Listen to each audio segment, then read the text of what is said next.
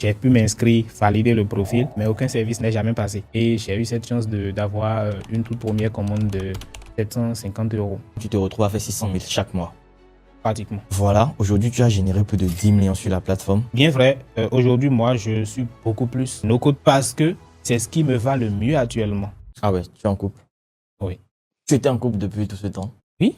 Quand on me dit de faire confiance, tu vas y arriver, ça me fait un coup de boost là. Carrément. Et ouais, je vois. Ça m'était jamais arrivé d'avoir une fille qui me dit je crois en toi, je sais que tu vas y arriver. Oh, c'est dingue.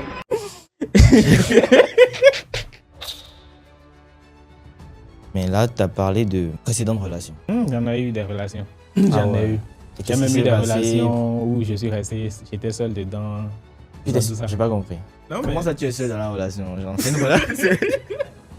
C'est une relation. Ah, Seigneur.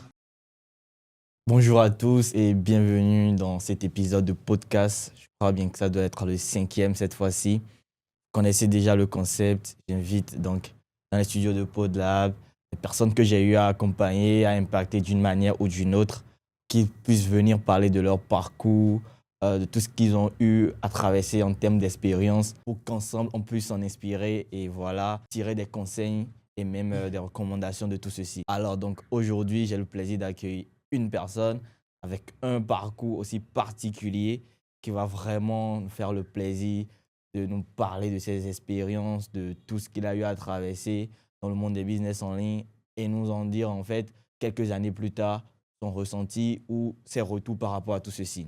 Alors j'ai le plaisir d'accueillir dans les studios de PodLab aujourd'hui Enoch. Enoch, comment vas-tu? Bonjour Wilson, j'espère que tu vas super bien aussi. Je vais très bien. Moi et toi? ça va.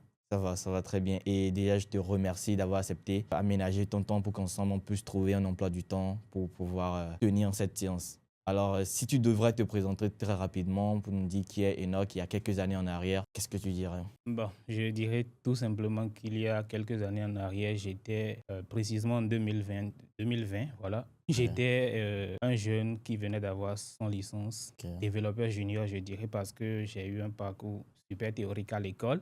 J'ai essayé de me démerder un peu de mon côté aussi pour avoir un peu de bagage dans le domaine en fait. Donc j'ai fait les systèmes informatiques et logiciels et aujourd'hui, voilà, beaucoup de choses ont changé. Ok, tu as fait les systèmes informatiques et logiciels. À la base, c'était ce qui te passionnait vraiment? C'était ton rêve, ce domaine? Je dirais que non, c'était pas réellement ça parce que même je ne connaissais pas. Je ne connaissais pas. Ouais. Ce qui s'est passé, c'est que j'étais plus intéressé par la télécommunication. Okay? D'accord. J'étais plus intéressé par ça. Donc, j'ai demandé à mon père de faire des investigations sur les écoles et tout.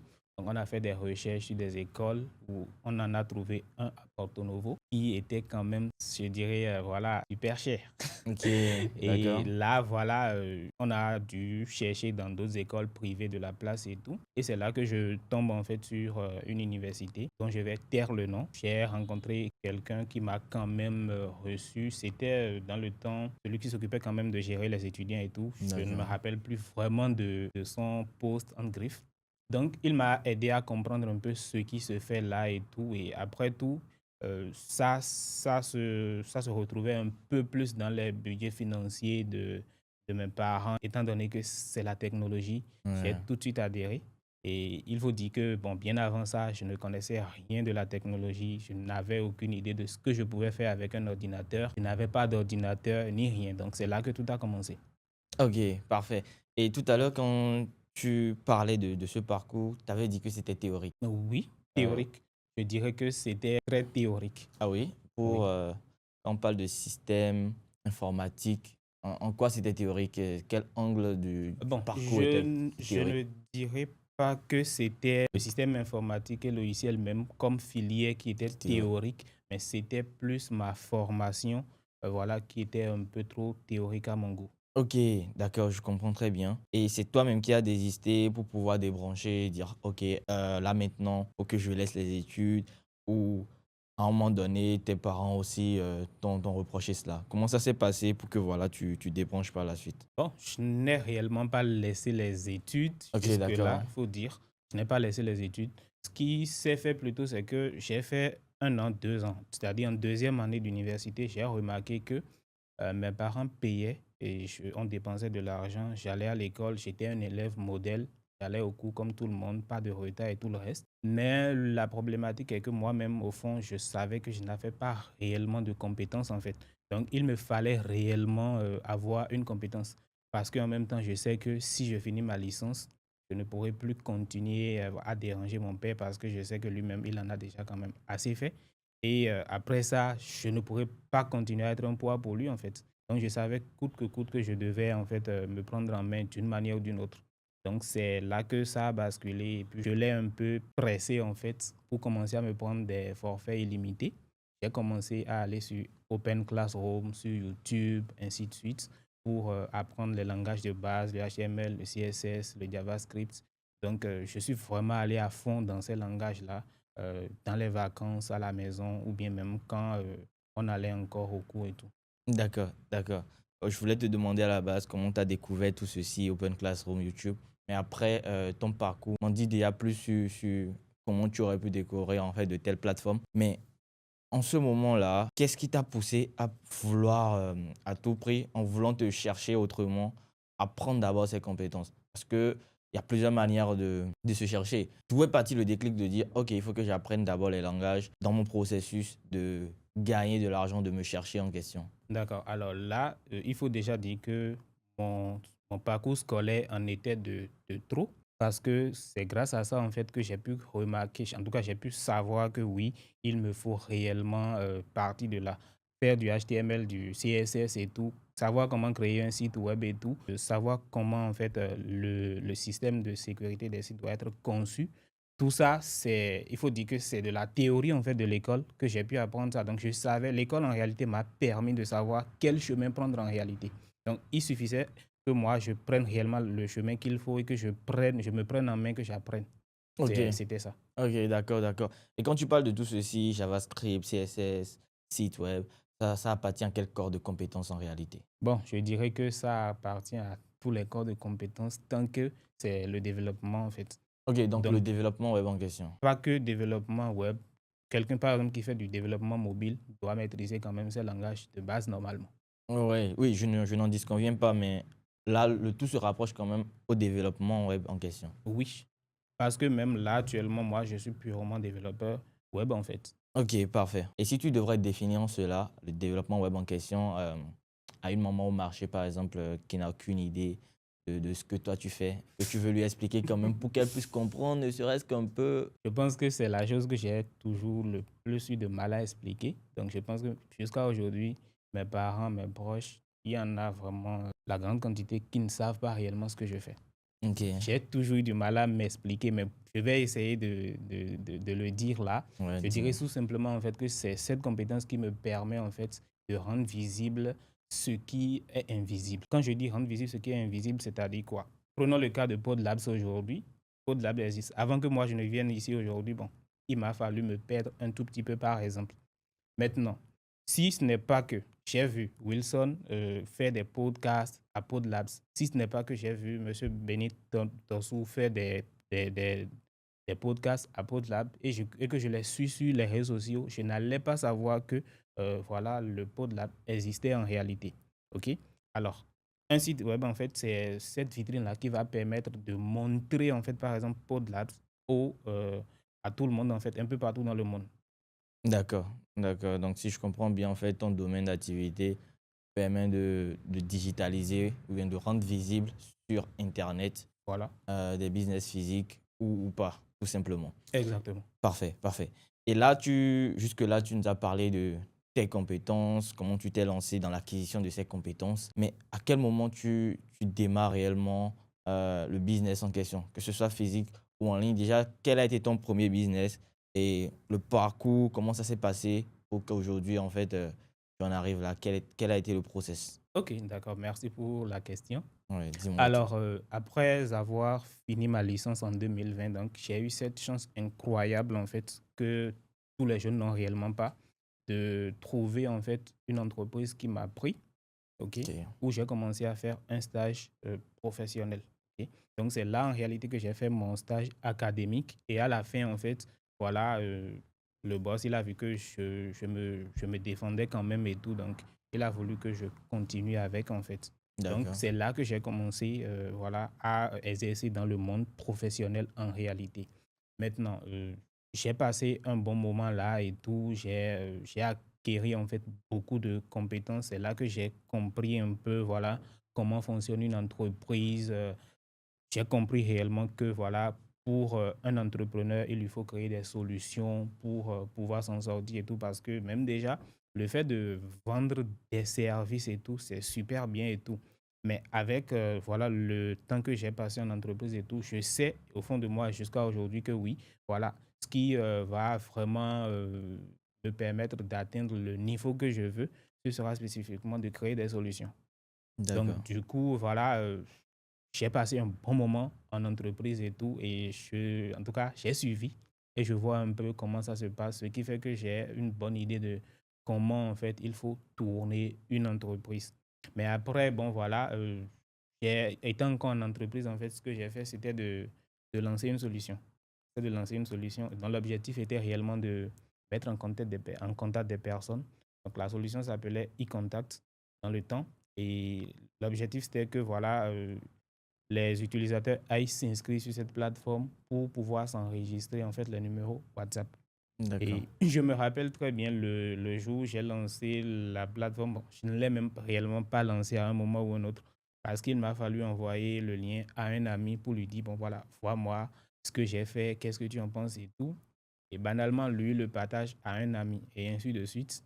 Je pense que dans la nuit, là, j'ai eu plus de 1000 inscriptions sur la plateforme. Ouais. Et là, c'était la cata. Parce que la plateforme n'était même pas terminée.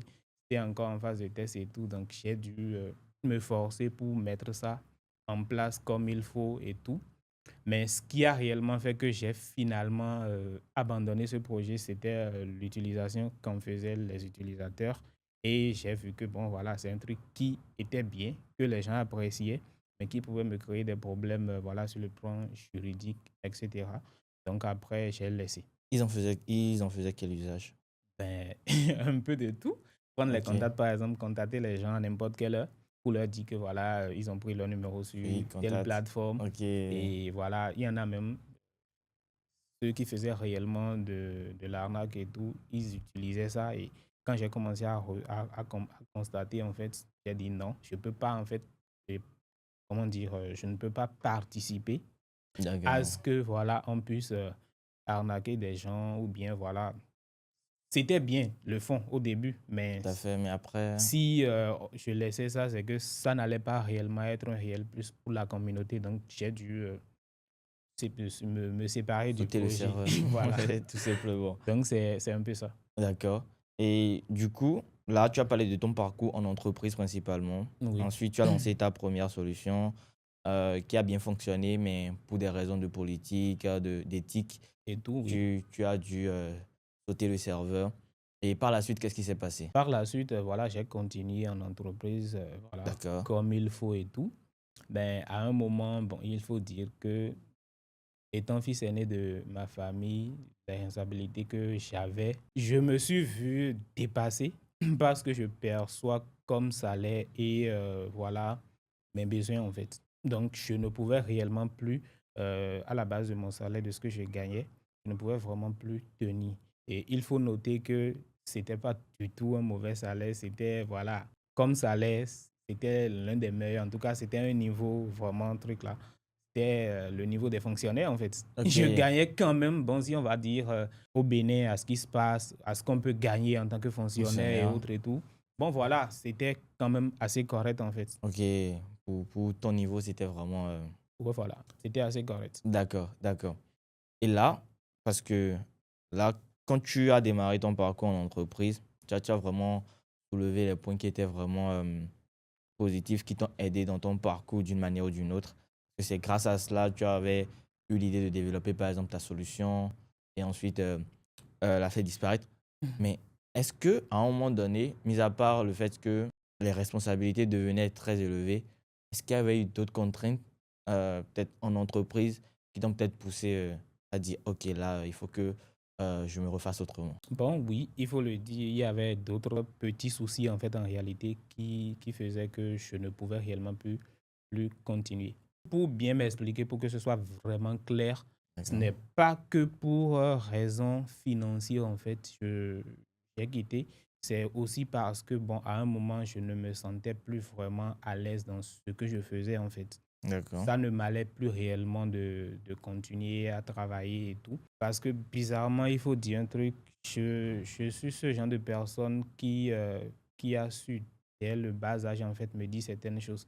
Par exemple, après mon baccalauréat, je ne veux plus, en fait, rester voilà, là où j'ai toujours vécu, chez les parents et tout.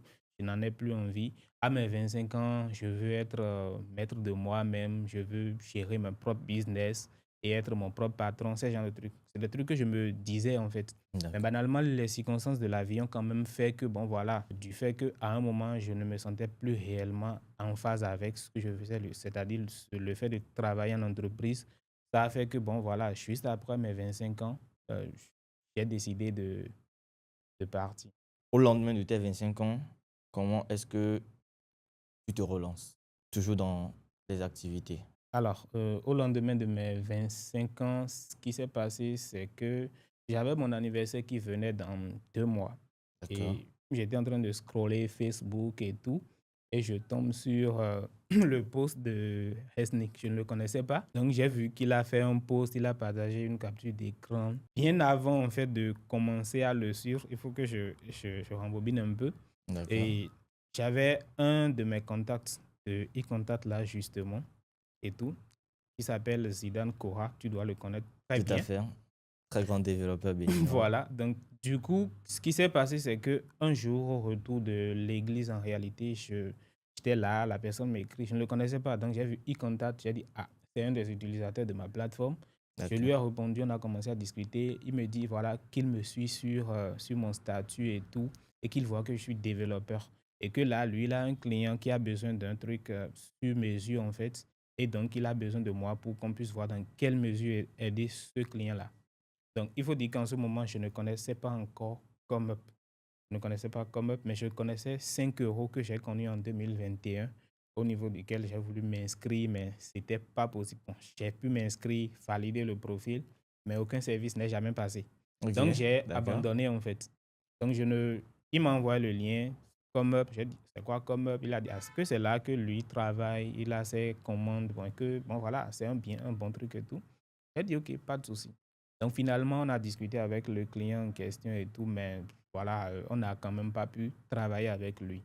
Et du fait que déjà, voilà, depuis un moment, moi, je voulais déjà décrocher, je me demandais qu'est-ce que je pouvais bien faire pour m'en sortir et tout. Est-ce que je me demandais aussi, parce qu'il ne faut pas décrocher comme ça, hein, surtout quand Exactement. Donc du coup, je on est lui ai demandé, payé. ben, comment ça fonctionne exactement, qu'est-ce qui me rassure que oui, voilà, euh, je peux me faire sur ComeUp et tout. Donc, il m'a dit, ben voilà, que voilà, c'est comme si comme ça fonctionne. Il m'a envoyé le lien et tout. J'ai checké, j'ai vu un peu et tout.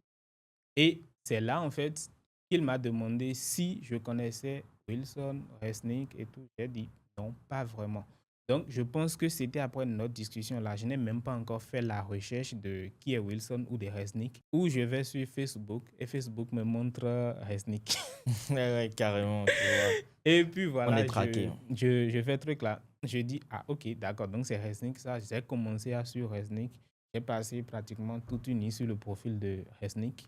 J'ai vu que, ouais, le gars, il se faisait de l'argent. J'ai dit, waouh. J'ai fait le point, j'ai dit, si en tant que graphiste, bon, ce n'est pas pour minimiser le fait d'être graphiste et tout, mais je me suis dit, moi je suis développeur, je passe mon temps à coder, à avoir les mal de tête tout le temps et tout, mais un graphiste quelque part qui ne va pas voilà, dans une entreprise et tout, il arrive à se faire de l'argent depuis chez lui.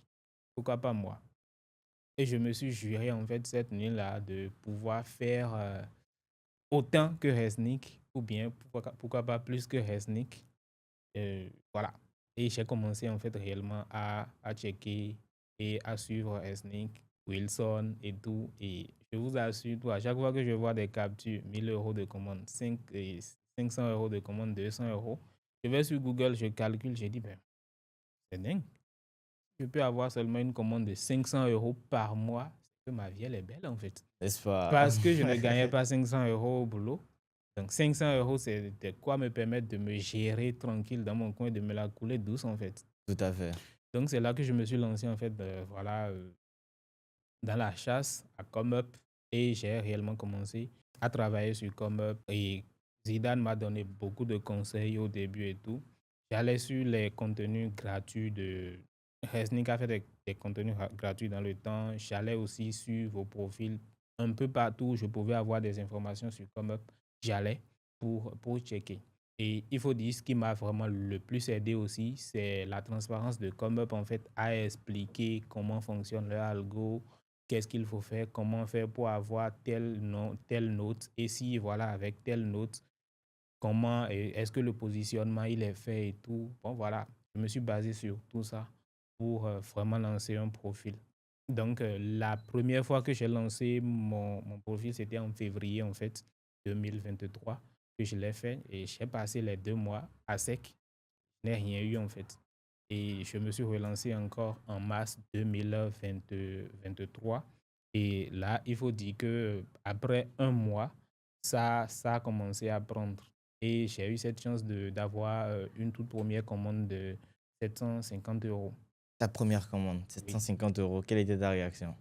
Donc, ben, j'avais envie de dire à tout le monde, allez vous faire foutre. Carrément.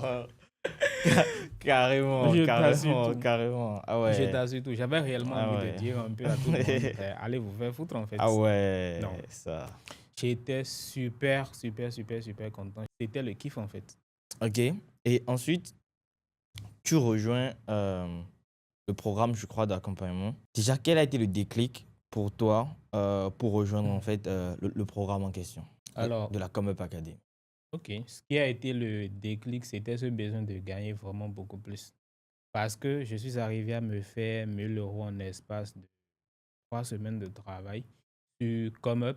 Mais quand je voyais toujours les résultats des autres, je me disais que non, j'avais encore rien fait en fait. Il faut réellement que je puisse faire autant que les autres, gagner beaucoup plus. Donc, c'était juste ma soif à gagner beaucoup plus qui a fait que j'ai voulu rejoindre. Et la seconde raison, c'est que j'ai écrit des messages, j'ai écrit le même message, j'ai changé le nom, j'ai envoyé ça à Snick, Wilson et José Morel, à Ok. tous les trois, espérant que quelqu'un me réponde pour que je puisse poser des questions parce que j'avais des préoccupations. Mais banalement, j'ai réellement pas eu de suite. D'accord. Et là, je me suis dit, du coup, ça veut dire que si je rejoins en fait l'académie, ils vont quand même me voir et je pourrais accéder à ces personnes. C'était ça en fait qui m'a même le plus motivé. Je voulais gagner de l'argent. Ok. Je voulais accéder à ces personnes qui gagnaient déjà de l'argent.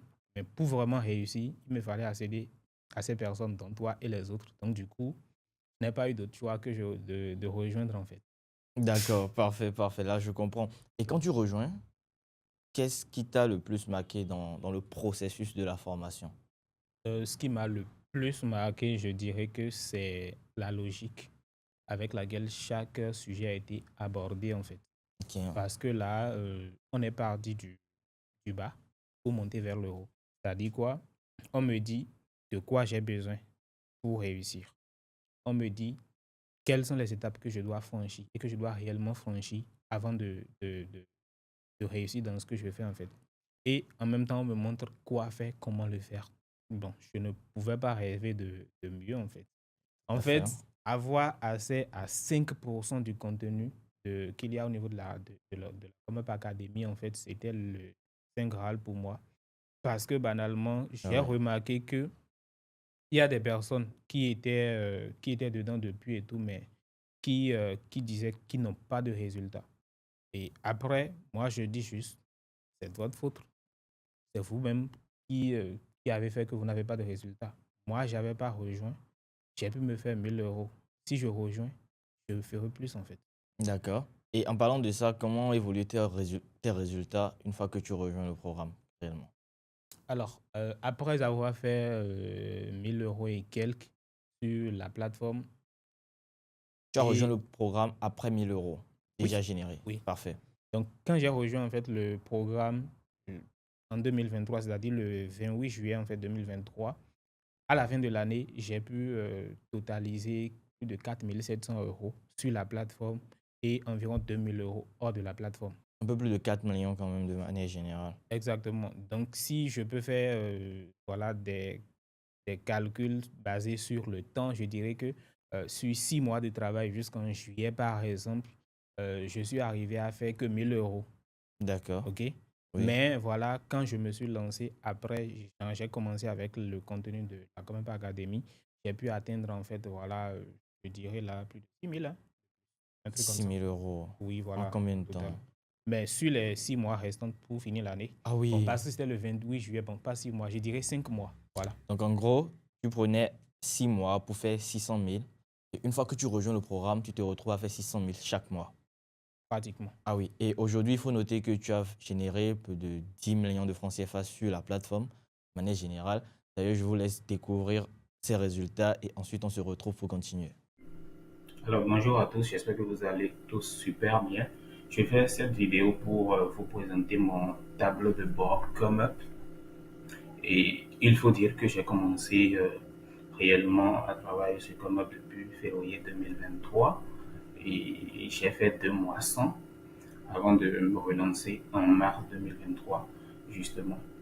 Et donc j'ai rejoint la ComeUp Academy de Wilson le 28 juillet 2023. OK? Et voilà.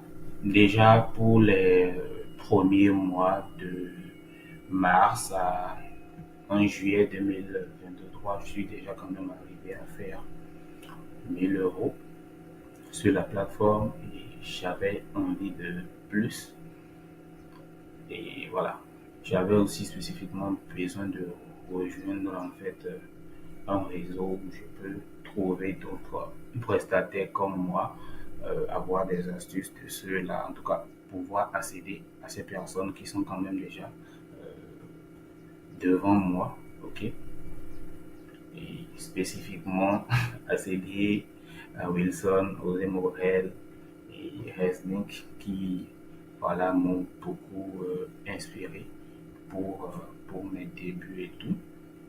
Et donc, j'ai rejoint l'académie et jusqu'à la fin de 2023, je suis arrivé à faire 4 700 euros sur ComeUp et environ 2 000 euros sur hors de la plateforme en réalité. Parce que bon, jusque-là, je ne travaille pas sur autre plateforme de prestation que voilà, sur ComeUp en fait. Donc voilà. Et clairement, avoir rejoint l'académie m'a permis de me faire de nouvelles connaissances qui m'ont même recommandé pour des projets ensuite. J'ai pu avoir en fait des astuces, euh, la motivation qu'il faut. J'ai pu aussi en griffe espionner parce que c'est ce qu'on faisait aussi, voir les résultats des autres, s'en inspirer. Et voilà, pour se dire, en tout cas moi personnellement c'est comme ça, quand je vois quelqu'un avancer, je me dis, si lui le fait, mais pourquoi pas moi? Comment il l'a fait? C'est ça qui m'importe le plus la plupart du temps. Donc tout ça, ça m'a aidé réellement à m'asseoir un peu et voilà, à mieux évoluer sur la plateforme. Donc du coup, comme je le disais, en fait, la Comep Academy m'a permis en réalité de faire voilà 3000 voilà, plus de 3 000 euros voilà, sur Comep précisément et aussi quelques autres centaines d'euros de plus hors de la plateforme en 2023. Et donc en 2024, voilà, j'ai un peu scalé spécifiquement au niveau de mes tarifs, de mes offres et tout, voilà, en accord avec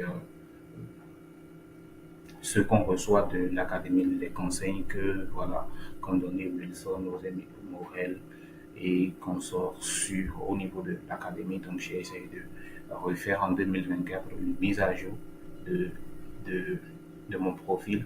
Et c'est même là que j'ai carrément viré mon profil vers un profil agence. Et je me positionne voilà, comme profil agence depuis 2024 justement. Donc ça m'a permis en fait de renforcer la confiance des clients et tout. Et voilà. Donc en 2024, j'ai fait voilà, plus de 11 000 euros sur ComeUp dont environ 6 000 euros hors de la plateforme. Donc, ce qui m'a permis, je dirais là, de doubler en fait mes revenus de 2023 voilà, en 2024. Et là, donc, comme vous pouvez le voir tout simplement, c'est mon tableau de bord qui est là, actualisé. Et j'ai actuellement 0 commande en cours, 73 avis positifs et tout. Donc, le fait de n'avoir pas de commande en cours, ça fait partie de mes stratégies. Parce que même actuellement, j'ai pas mal de commandes qui sont là en attente et tout. Voilà. Et c'est à moi de décider quand, en tout cas quand c'est pas un tout nouveau client en fait qui vient vers moi, c'est à moi de décider quand est-ce que je prends la commande sur comme quand est-ce que je ne le prends pas. Donc c'est justement pour cette raison que le tableau de bord il est aussi pauvre actuellement. Et voilà, donc là je vais dans portefeuille, qu'est-ce qu'il y a dedans? Bon, 19 euros de somme, 0 commande en cours, rien de plus intéressant. Commande spécifiquement, donc quand je fais terminer, voilà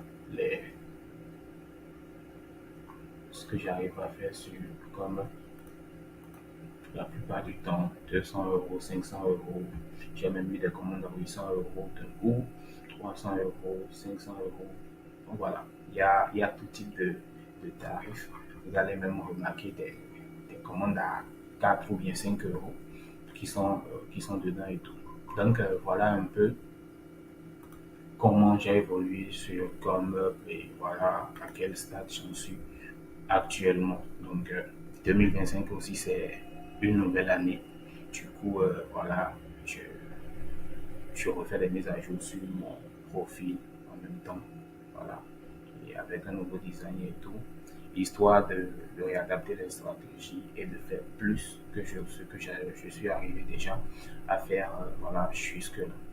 Merci à tous. Voilà, aujourd'hui, tu as généré plus de 10 millions sur la plateforme. Donc, il faut noter qu'à un moment donné, tu as commencé par remarquer une hausse au niveau des commandes, une hausse au niveau des prospects qui te contactent pour avoir des collaborations, etc.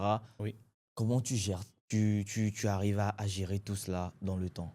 Faut dire que, bon, voilà, au début et même jusqu'à maintenant, c'est assez compliqué parce qu'il y a beaucoup de demandes auxquelles seul je ne peux pas, en fait, à répondre.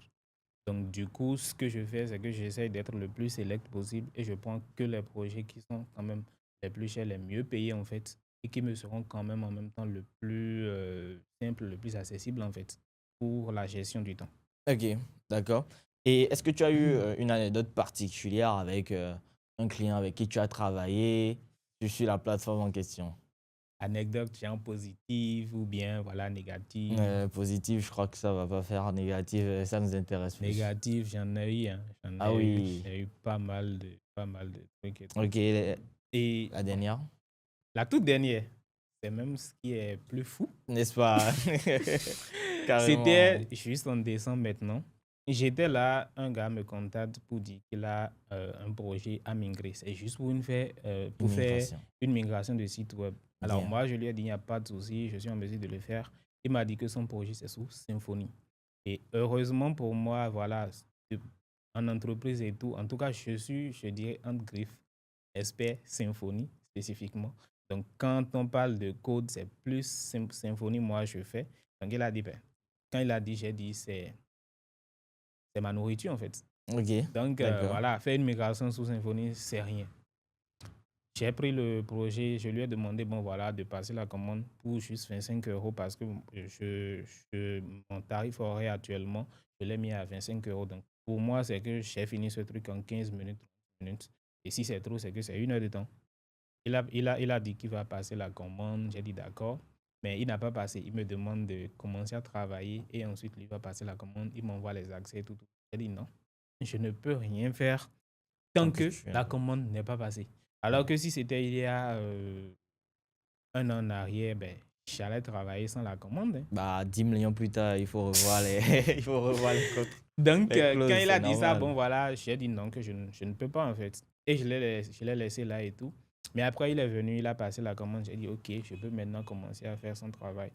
Je vais dans le projet, je remarque que, bon, ce n'est pas un développeur en réalité, c'est quelqu'un qui essaie d'écrire du mijoter, code lui-même, en fait. Ok. Donc, ce sont ces projets. Il n'a pas envie forcément de dépenser de l'argent. Donc, il veut pouvoir les faire lui-même. Donc, quand j'ai pris Ok. le projet, j'ai vu qu'il y a pas mal d'erreurs, beaucoup de trucs qu'il ne fallait pas faire qui sont au niveau du projet et tout. Donc, ça faisait que lorsque j'ai mis le projet en ligne, c'était impossible de faire tourner le projet. Et le plus fou, en fait, c'est qu'il n'a pas pris un nom de domaine, en fait, sur l'hébergeur. Il voulait qu'on puisse accéder au projet grâce à l'adresse IP. Carrément. Moi, je ne suis pas expert configuration serveur. Bien sûr, je fais de la configuration de serveur, mais bon, voilà, ce n'est pas un truc que je fais tout le temps et tout. Je lui ai dit en même temps, non, ce n'est pas l'idéal et tout. Il me dit que, ouais, bon, lui, il a déjà fait la configuration locale qu'il faut sur le serveur. J'ai dit, d'accord. J'ai mis le projet, on essaie de lancer le projet, ça ne marche pas. On reste là, ça ne marche pas. J'ai discuté avec lui en ligne. On était en télétravail comme ça pendant 2 heures de temps pour résoudre ce problème, mais on n'a pas trouvé de solution. Moi, au fond, je savais que c'était spécifiquement à cause des erreurs qu'il a dans son code et du fait qu'il n'avait même pas un nom de domaine parce que on ne pouvait pas accéder en fait réellement au site. En fait, le répertoire du site était inaccessible. Ouais. Donc, j'ai essayé de lui expliquer ça. Mais gars, prends un domaine, c'est 10 €, on règle ce problème et tout. Il n'a pas voulu qu'on le fasse et tout. Donc, on est allé comme ça. Donc là, moi, j'ai passé 2 heures ou bien 3 heures même de temps avec lui à discuter en ligne. Après, j'ai dit non, que je suis fatigué et que même j'ai des trucs à faire. Du coup, il va falloir qu'on se laisse. Je vais regarder son projet posément et lui revenir. Donc là, j'ai pris le temps de checker le projet et tout. J'ai vu qu'il y avait beaucoup de choses à revoir au niveau du projet. Que de l'aider en fait à pouvoir mettre en place, en tout cas, le projet, à pouvoir mettre en ligne le projet. Et ensuite, il y a d'autres choses qu'on pouvait faire ensemble et tout. Carrément. Comme si c'est ça qui allait faire que, bon, voilà, j'allais me laisser aller. Mais bon, moi, j'avais pas trop envie parce qu'il faut le dire, aujourd'hui, je suis plus no-code que voilà, code. Code. Ok, Voilà. d'accord. Je suis plus no-code que code parce que ça me permet de gagner plus de temps et de gagner beaucoup plus d'argent que voilà, de me mettre là à coder en fait. Donc, Tout du à fait. coup, voilà, on est resté là et tout. Et je lui ai envoyé des indications sur, bon, voilà, quelles sont les possibilités, qu'est-ce qu'il peut faire et tout. Et tous les deux, sur le serveur, on a essayé de faire pas mal de choses pour résoudre le problème et tout.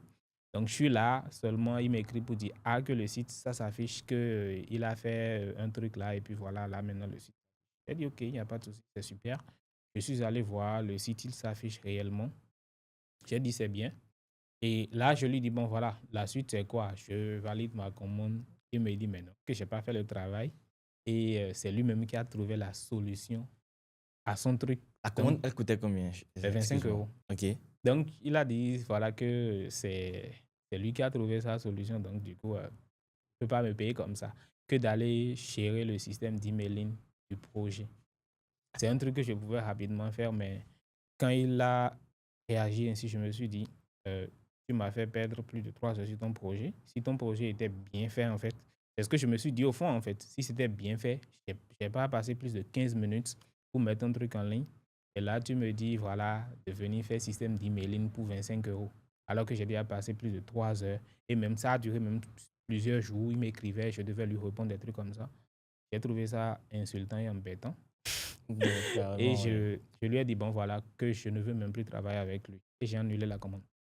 Carrément. Bien vrai, j'aurais pu aller voilà, au niveau de ComUp et signaler pour dire, ouais, voilà, il y a telle chose. Et on allait me payer et tout. Mais le seul message que je voulais lui passer, c'est que les 25 €, je m'en fous en fait. 10 millions plus tard. Exactement. Carrément. Ah ouais, et ça se comprend aisément. Parce que quand tu travailles en tant que freelance, il y a des contrats qu'il faut accepter. Il faut avoir de l'éthique, tu vois, pour pouvoir collaborer Exactement. avec les gens, savoir qu'est-ce qu'il faut accepter, qu'est-ce qu'il faut rejeter. Et quand tu vois qu'à un moment donné, ça va au-delà de tout ce que tu t'es proscrit comme règle à toi-même politique, il faut juste s'en laver les mains. Je comprends parfaitement et je suis totalement d'accord avec toi. Ah ouais, là, c'est vraiment fou, hein. C'est vraiment fou, mais genre, Souvent, ouais, c'est genre de trucs. ça arrive très, très, très souvent, tu souvent, vois. oui. Et c'est l'un des avantages de travailler sur des plateformes comme eux, parce que tu sais très bien que si tu partais en litige, tu as peut-être des chances en fait de Exactement. récupérer tes 25 euros parce que il y a vraiment tout qui est là pour prouver que, mais attention, le travail a été effectué. C'est pourquoi la passé, la commande a été réalisée. Donc, toi, tu vas prendre tes 25 euros. Or qu'ailleurs, c'est vraiment pas possible. Plein de gens qui travaillent pour des clients Ouais. en freelance. Et bah, le client il disparaît avec l'argent. Après, tu vas te plaindre où réellement, tu vois. C'est vrai, il y a des entités aujourd'hui avec la manière dont l'État béninois évolue. Mais ça sera toujours compliqué vu que généralement, dans le milieu, on travaille plus avec des entreprises à l'étranger qu'avec Oui, des entreprises au niveau local. Au niveau local. Donc, c'est vraiment compliqué de réclamer des sous et d'avoir des litiges raisonnables. Ça, exactement. ouais, je comprends très bien. Tu as parlé de clients, de prospects, etc. Moi, je voulais savoir un peu comment est-ce que tu arrivais à obtenir en fait ces contrats de collaboration. Est-ce que les clients ils venaient totalement en organique, un peu comme dans ce que recommande le programme, ou est-ce que tu avais d'autres stratégies derrière pour l'acquisition client en question? Ok, alors sur ce plan, je n'ai malheureusement pas pour l'instant implémenté d'autres stratégies.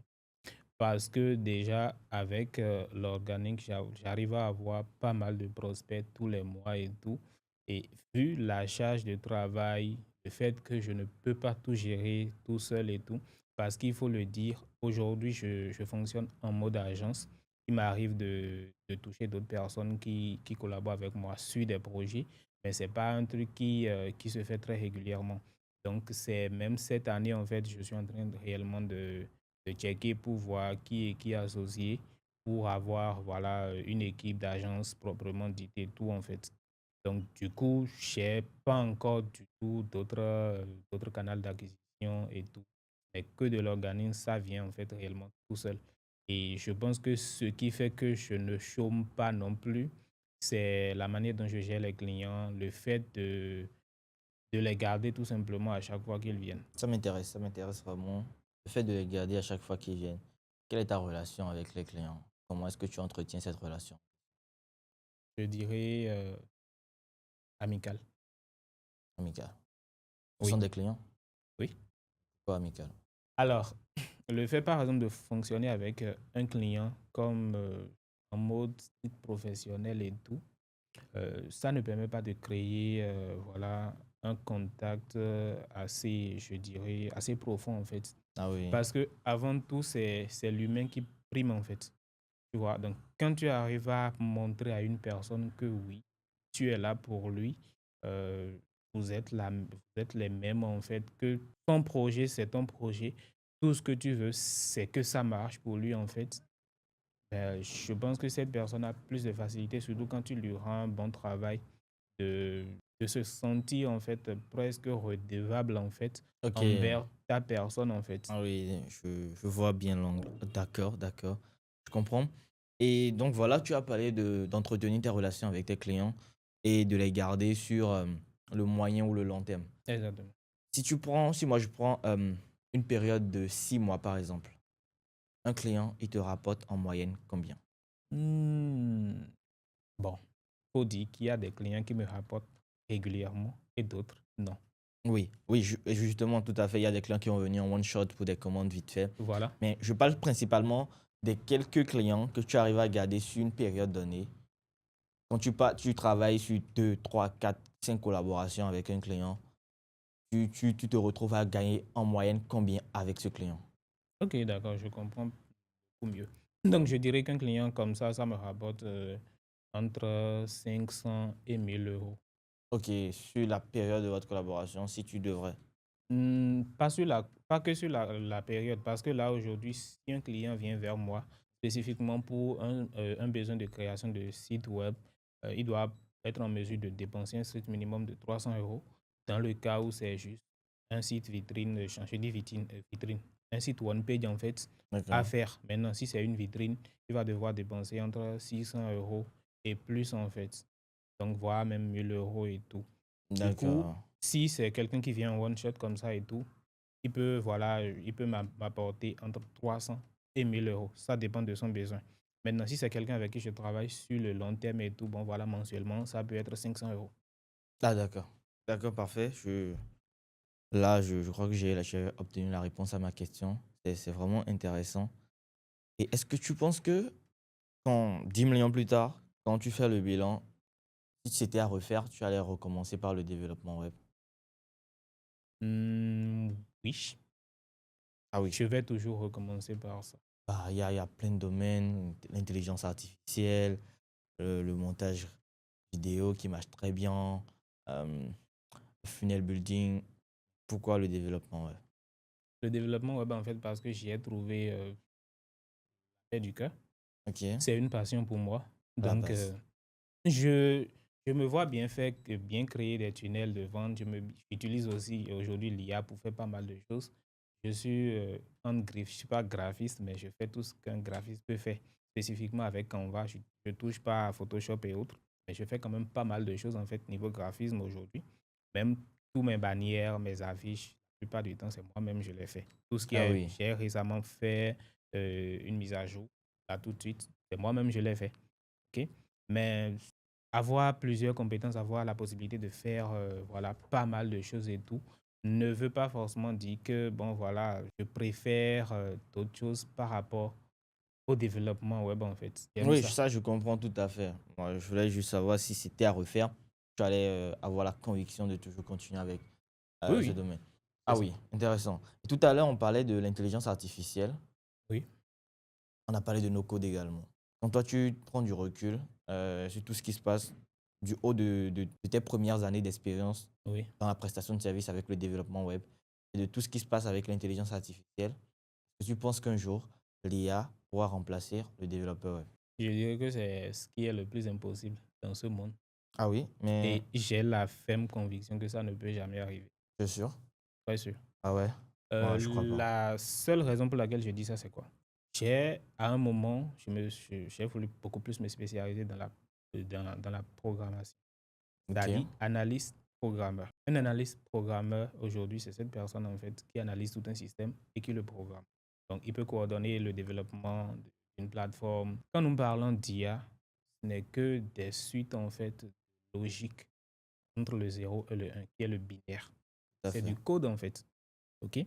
Et si moi, je suis développeur sur mesure, je maîtrise le code, je sais coder, j'ai cette capacité, par exemple, de pouvoir créer des IA, de pouvoir voilà, implémenter des logiques à une IA et tout.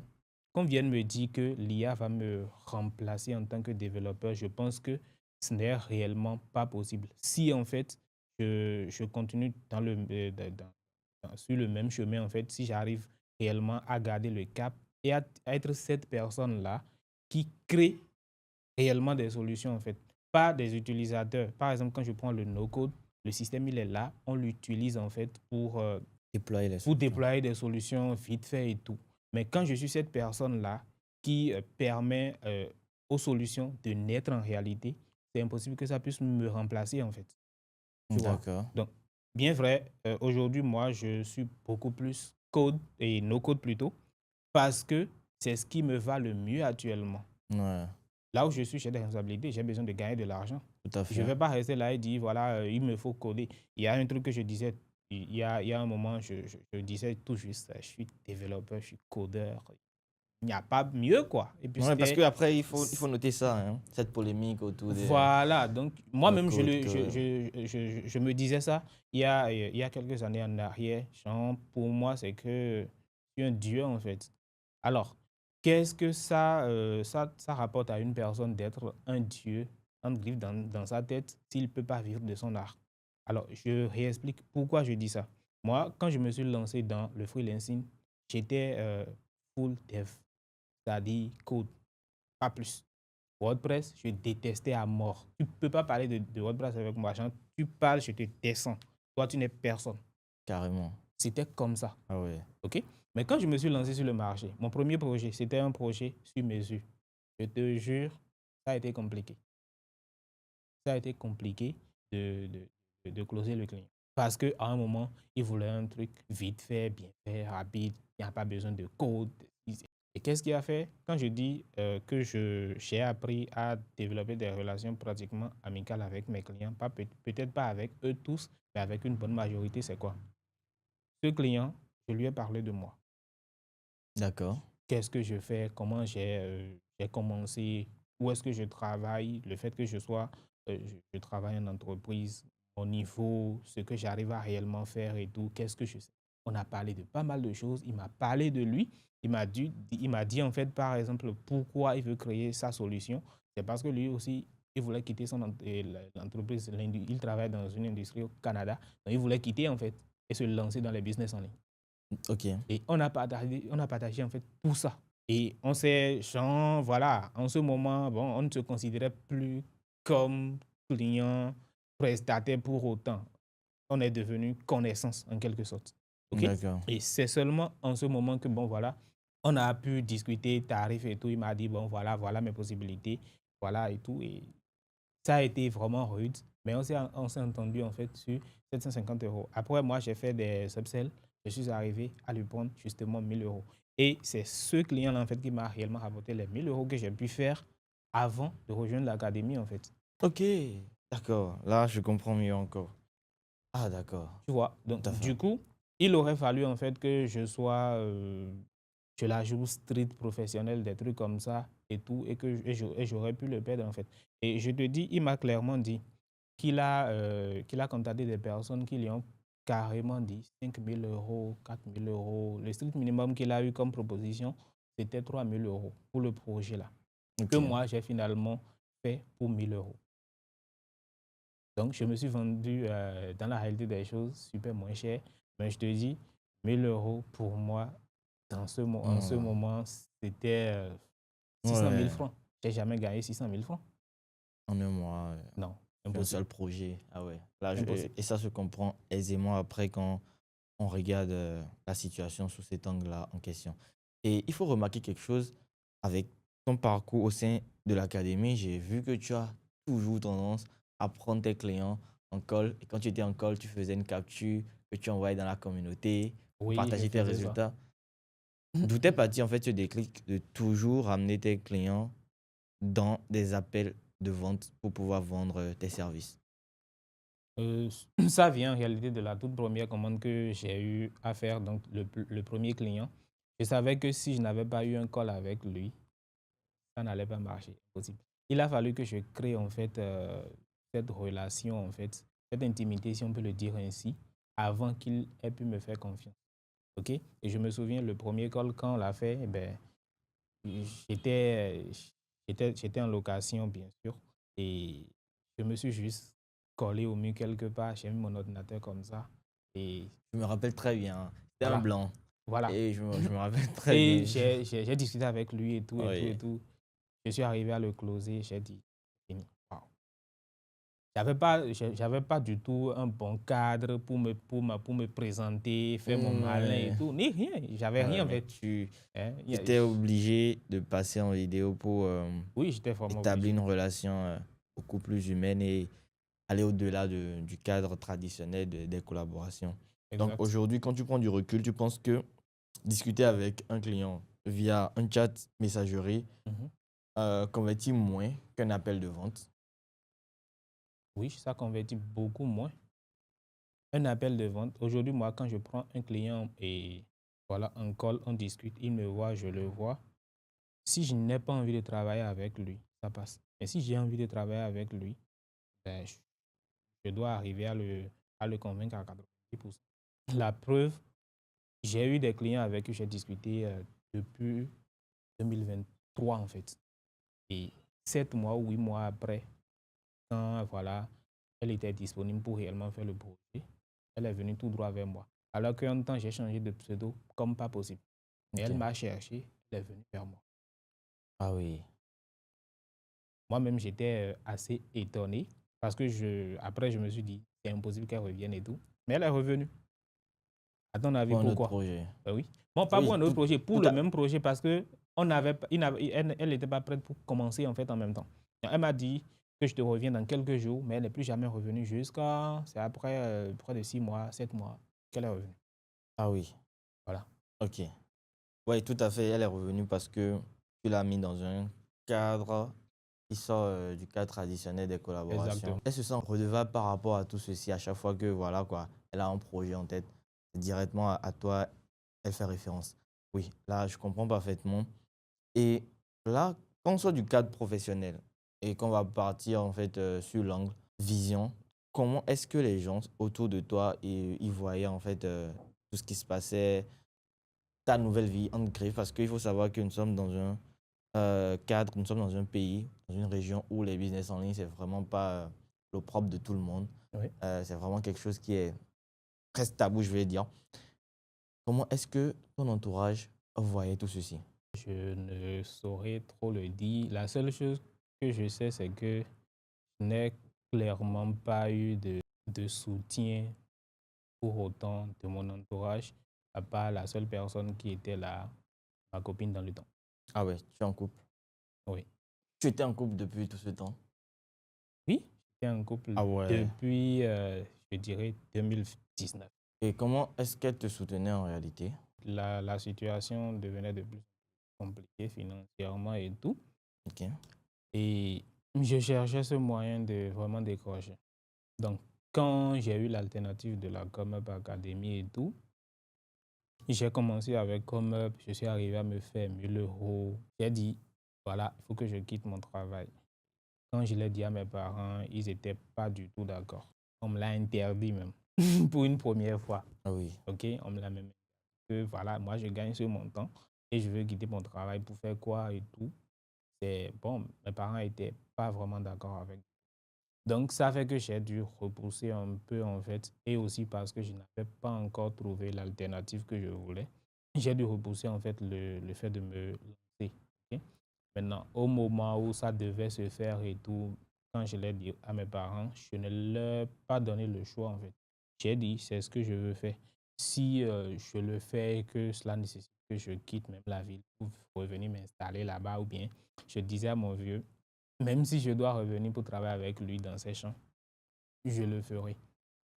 Et de là, partir pour voilà, construire ce que je veux construire. Mais je ne voulais plus rester en fait. Donc, je me suis imposé en fait à eux. Je leur ai fait comprendre que je ne voulais rien entendre en fait. OK? Et quand j'en ai parlé à ma copine et tout, elle a compris. Elle-même, elle sait ce que je vivais en fait sur le plan émotionnel, le plan financier et tout. Elle le savait. Donc, elle m'a juste soutenu en fait. Et surtout, voilà, je dirais, est-ce qu'on dit psychologiquement? Ah ça, moi, je sais pas. Alors, en tout cas, Moi, je sais pas. elle m'a beaucoup soutenu. Elle me disait tout le temps qu'elle avait confiance en moi. Ok. Et je pense que c'est même ça qui me donnait vraiment beaucoup de force. C'est-à-dire quoi, quand elle me dit, je te fais confiance, tu vas y arriver, ça me fait un coup de boost là. Carrément. Et Comment ça te fait un coup de bouche? Non, mais j'ai envie de dire à tout le monde, allez vous faire foutre. J'ai quelqu'un qui croit en Ah moi, en fait. ouais, ah ouais, ah Parce ouais, qu'en réalité, bon, carrément. voilà, Ah ouais, je vois. ça m'était jamais arrivé d'avoir une fille qui me dit, je crois en toi, je sais que tu vas y arriver, t'inquiète, ça va aller et tout. J'ai jamais eu ça, en fait, dans mes précédentes relations. Donc, quand elle me dit ça et tout, elle me dit souvent le truc, je sais que tu es promis à un grand avenir, je sais que tu seras un homme très riche, des trucs comme ça et tout. Qu'est-ce qu'elle dit? Et ça me Ok, faisait vraiment beaucoup de bien. ok. Ah oui, là, je... Mais là, tu as parlé de précédentes relations. Mhm. Donc, c'était pas ta première, en fait, relation en question. J'en ai eu des relations. Ah J'en ai ouais. eu. Et J'ai qu'est-ce qui même eu s'est des passé? relations où je suis resté, j'étais seul dedans, tout ça, tout ça. J'ai pas compris. Comment ça, tu étais seul? Une relation où toi, tu aimes la personne, tu es à fond dedans, mais la personne s'en fout de toi.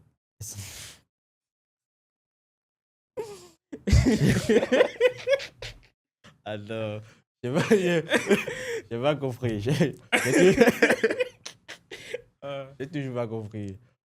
Non, Comment mais... ça, tu es seul dans la relation? Genre, c'est une relation.